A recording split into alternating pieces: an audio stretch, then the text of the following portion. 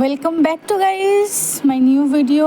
বাইরে ভীষণ পরিমাণে বৃষ্টি হচ্ছে কয়দিন ধরে, আর ঘরে প্রস্তুতি চলছে রান্না বান্নার।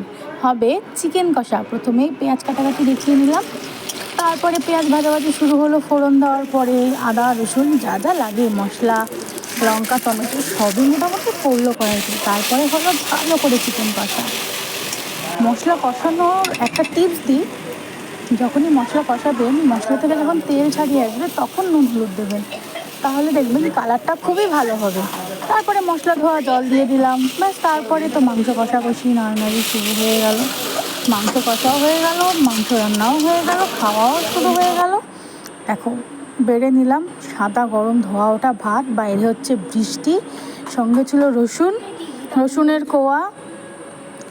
তারপরে লেগ পিসটা নিয়ে দেখো একটু শো অফ করে আর কি তারপরে রসুন দিয়ে এক গ্লাস ভাত খেয়ে নিলাম। যদি আমার ভিডিওটি ভালো লাগে তাহলে লাইক, শেয়ার, সাবস্ক্রাইব করবেন ও পাশে থাকা বেল আইকনটিকে প্রেস করবেন, যাতে আমার ভিডিও আপনার কাছে সবার আগে যায়। Thank you.